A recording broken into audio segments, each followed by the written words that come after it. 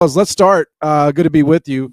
North Carolina slide continues. A lot of people, RC, thought that with Clemson coming off the win against Duke, that this might be a little bit of a letdown. That North Carolina's coming in here, good opportunity to polish up the resume. I think they closed as a 4-point underdog, so a lot of money came in on North Carolina. But man, this was a blitzing from the start. I guess the correct angle is Clemson here, right? I know that North Carolina's a story and it's a little sexier, but it almost feels like they stamped that Duke win with the way they handled Carolina tonight, RC. It's an ideal situation for Clemson, to be honest. When you have a game like that, it was just 48 hours ago. Both teams had played, so not a lot of time to prep. You just really you watch film. You're not doing anything, right? You roll the ball out there.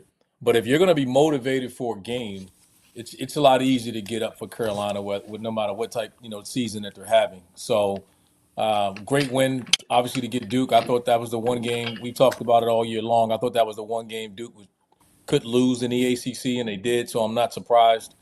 Um, I think they'll be fine going forward. But Clemson's legit, and if they get that type of production that they've gotten this week, who's without question is going to be ACC Player of the Week, is Victor Larkin.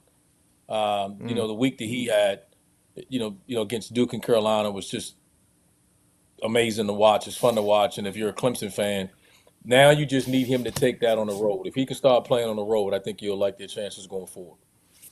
Yeah, we'll get to Carolina and just kind of where they're at as a program and just, what, if any, decisions should be made. But I don't know, Jarrell, this Clemson team, I guess, they're second, a clear second.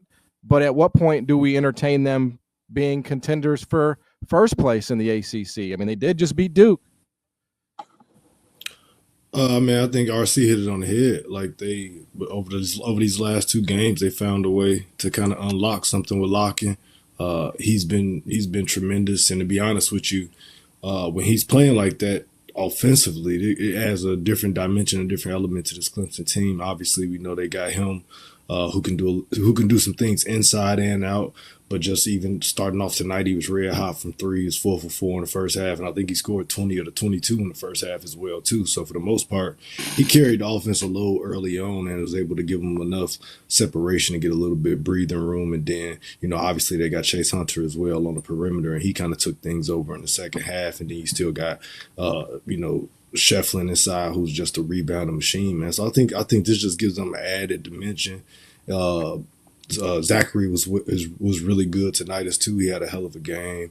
But just offensively, if they're going to shoot the ball like this, and Locken is going to be able to go inside out and give them another guy that can stretch the floor, big that can stretch the floor and can post up and give you a couple buckets inside. I think it just unlocks another level for this Clemson team. And obviously, we know what they're capable of doing. They've won some big games already this year, so hopefully, it's unlocking something that's going to kind of take off and get hot for them and break through for the tail end of the season here. Yeah, I mean, RC, this was an Elite Eight team a year ago, right? And basically everybody is back. I mean, you do lose PJ Hall, that's a big loss, but I mean the other key contributors, RC, are back. And listen, it's very difficult to go to back Elite Eights, but when you look at just how their team is, composed with the guard play and with Shefflin who can do both, with Locken now stepping out, I mean, can you see that kind of run for them again in the tournament, going to the Elite Eight, having a second weekend type of run? I wouldn't put it past them. I mean, PJ Hall was a monster. Like Yeah. that was a different type of animal you were dealing with there, and they probably had a little bit better perimeter shooting a year ago. I, I wouldn't put it past them, but I think we haven't seen this from Victor Larkin, and the key is going to be, can he take this away from Little John? He's been good this year, but he's been what you saw from this week. He's been that type of player at home. I think it's Victor Larkin and it's Chauncey Wiggins.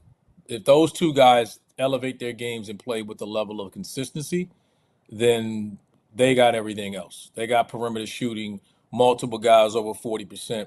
But Wiggins, with his length, his size, his athleticism, if he can just be consistent, and with Larkin, what he brings in his balance scoring. If you got a shot blocker, he can stretch you. With his ability to shoot threes, you switch, he scores inside. Hopefully the confidence level continues and he can elevate this. But I don't think they had a chance to catch Duke, but again, they slipped up looking ahead to this week when they lost to Georgia Tech. Georgia Tech got them at home. Um, Right. that game is the game they'll look back on and know that they cost themselves potentially a chance at it. But Duke lost the one game, man. They're not losing again in this league. I think they had a 16 game streak and they just lost to a really good team on the road. I don't think they'll lose another ACC game, and unless they lose in the ACC tournament. Um, but that doesn't change anything there. I think Clemson will be fine. They can second or third place in this league. They're validated. I don't think there's any question about it. But come tournament time, if they can get Wiggins and Larkin to be consistent, then yeah, they have a really good chance, good depth, good length inside, guard play. Very good defensively. Like this team is legit.